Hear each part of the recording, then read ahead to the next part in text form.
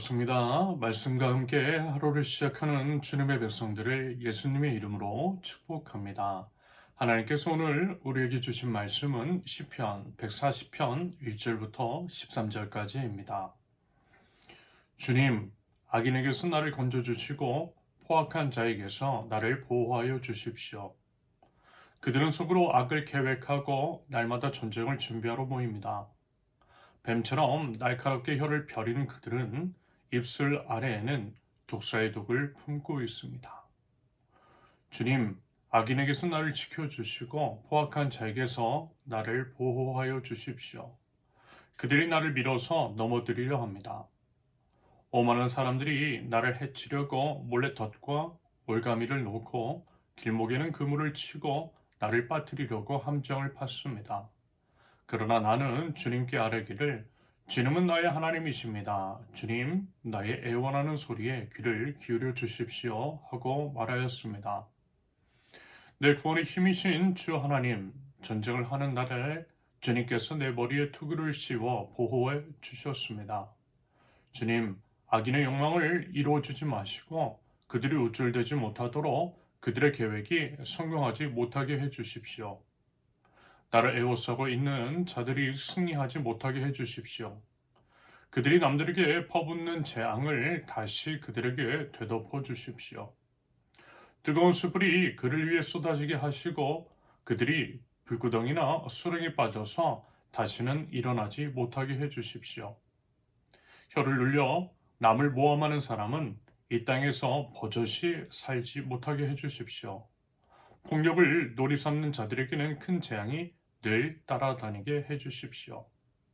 주님이 고난받는 사람을 변호해 주시고 가난한 사람에게 공의를 베푸시는 분임을 나는 알고 있습니다. 분명히 의인은 주님의 이름에 찬양을 돌리고 정직한 사람은 주님 앞에서 살 것입니다. 아멘. 오늘 본문은요, 다윗이 극심한 위기 가운데서 하나님께 드린 간절한 기도입니다. 이 시편은요, 단순한 개인의 탄식이 아닙니다. 악의 세력 앞에서 무력한 우리 모두가 아버지 하나님께 드릴 수 있는 보편적인 기도, 바로 그것이죠.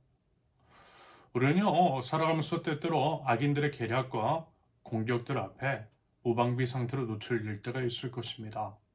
직장에서 여러 관계들 속에서 그러합니다. 말하자면 오늘 본문의 이와 같은 상황들 속에서 다윗의 기도를 통해 우리가 이제 어떻게 해야 할지에 대한 가이드를 제시해주고 있습니다. 첫째, 하나님께 온전히 맡기는 기도 1절에서 5절까지입니다. 다윗은요, 하나님께 이렇게 기도를 올려드려요. 1절 보시면 주님, 악인에게서 나를 건져주시고 포악한 자에게서 나를 보호하여 주십시오. 악의 실체를 정확하게 파악하고 있는 다윗, 자신을 둘러싼 어려움과 고난이 악인으로부터 비롯된 것임을 다윗은요 분명하게 알고 있었어요. 그러면서 이제 다윗이 묘사하는 악인들의 특징은 이렇습니다. 마음속으로 악을 계획하고 날마다 전쟁을 준비하러 모인대요. 뱀처럼 날카롭게 혀를 벼리고 마치 독사처럼 그 입에 독을 품고 있다라고 합니다. 이것은 단지 육체적인 폭력만이 아니라 언어 폭력이라든지 음흉한 계략 같은 것으로도 우리를 파멸시키는 악의 모습이고요. 그 실체에 대한 묘사입니다. 여러분 이런 것들이 요즘 특히 많지 않나요?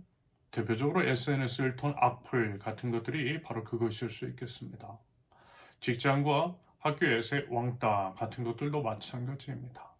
거짓 모함하는 것들.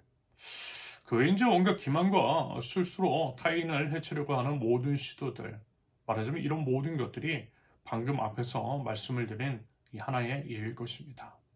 그러면서 여러분, 우리가 이제 기억해야 할 것은요, 이러한 악인들, 그리고 이제 그들의 공격 앞에서 다윗의 태도입니다. 예를 들어요, 다윗은 복수라든지 자기 방어적 태도를 취하지 않았어요.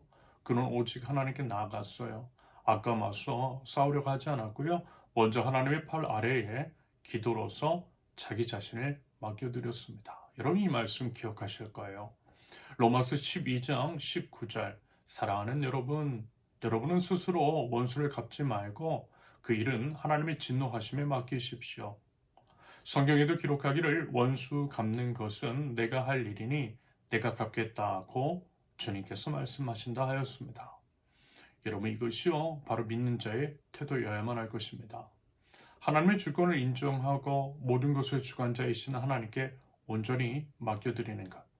그러할 때에 하나님께서 책임져 주시고 모든 상황을 온전케 해주시며 우리의 기도에 응답하셔서 우리를 악에서 구원하여 주실 줄로 믿습니다. 둘째, 친밀하게 고백하는 기도.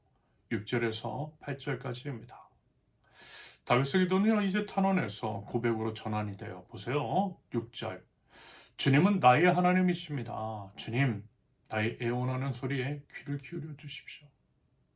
이 고백에서요, 나의 하나님이라고 표현한 것은 인격적인 관계 속에서 나온 고백일 것 같아요. 자신을 지키시는 나의 하나님에 대한 확신이 다윗의 마음 가운데 있는 거죠. 다시 말해서 이제 다윗은요, 하나님과의 친밀한 관계가 형성되어 있다라는 것이고요. 경험적으로도 그것을 알고 또 확신한다라고 하는 의미입니다. 맞아요, 여러분. 우리의 믿음도 이와 같은 개인적인 고백에서 비롯되어야 합니다. 나의 하나님이라고 당당하게 고백할 줄 알아야 한다는 거예요. 내 삶 속에서 실제로 역사하시는 나의 하나님. 여러분 부디 그 고백이요, 저와 여러분들 모든 삶과 입술 가운데 있기를 바랍니다. 위기 순간에 우리를 지키시는 분은 바로 다름 아닌 나의 하나님이신 줄로 믿습니다. 나의 하나님을 고백할 때에 나의 하나님께서 나를 구원해 주실 것입니다. 셋째, 믿음으로 드리는 기도. 9절에서 13절까지입니다. 다윗은 이제 더 나아가 악인들에 대한 하나님의 심판을 강구해요.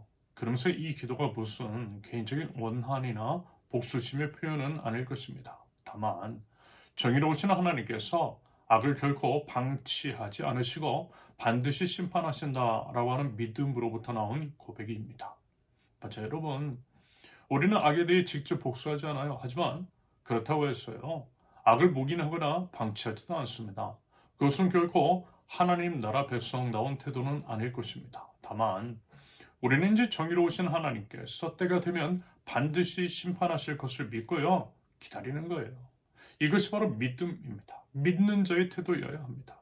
그럴 때 정의로우신 우리 하나님께서 응답하여 주실 줄로 믿습니다. 그 믿음이 있기 때문에 우리는요, 이렇게 고백을 드릴 수 있어요. 12절. 주님이 고난받는 사람을 변호해 주시고 가난한 사람에게 공의를 베푸시는 분임을 나는 알고 있습니다. 이 말씀의 의미는요, 하나님께서 반드시 응답하신다라는 거예요. 그 믿음 가지고 기도하다라는 겁니다. 맞아요, 여러분. 믿음의 기도는 그런 거예요. 응답에 대한 확신을 가지고 기도하는 겁니다. 마가복음 11장 24절. 그러므로 나는 너희에게 말한다. 너희가 기도하면서 구하는 것은 무엇이든지 이미 그것을 받은 줄로 믿어라. 그리하면 너희에게 그대로 이루어질 것이다. 여러분 부디 그 믿음이 저와 여러분들에게 있으실 수 있기를 바랍니다. 그 믿음과 확신 가지고 신실하신 하나님께 나아가 기도할 때에 우리 주님께서 우리 기도에 응답하여 주시고 우리를 악에서 구원하시며 모든 것들을 온전케 하여 주실 줄로 믿습니다. 그 믿음으로 나아가 하나님께 정직하게 기도할 줄 아는 하나님 나라 백성 저와 여러분들이 있을 수 있기를 예수님의 이름으로 축원합니다. 함께 기도합니다. 아버지 하나님, 하나님은 저희 반석이시여 산성이시며 구원이시되 저희 기도에 응답하시는 신실하신 주님이신 줄로 믿습니다. 나의 아버지 하나님, 모든 것들의 주관자이신 하나님께 모든 것들을 온전히 맡겨드리고 믿음으로 간구하는 믿음의 기도자 되게 하옵소서. 악의 모든 세력에 대해서 감정이 아니라 오직 정직과 온전한 믿음 가지고 반응할 줄 아는 신실한 하나님의 백성들 될 수 있도록 주님 저희를 인도하여 주시옵소서. 예수님의 이름으로 기도합니다. 아멘. 하나님께서 오늘 주신 말씀과 각자의 기도 제목을 놓고 우리 잠시 기도합니다.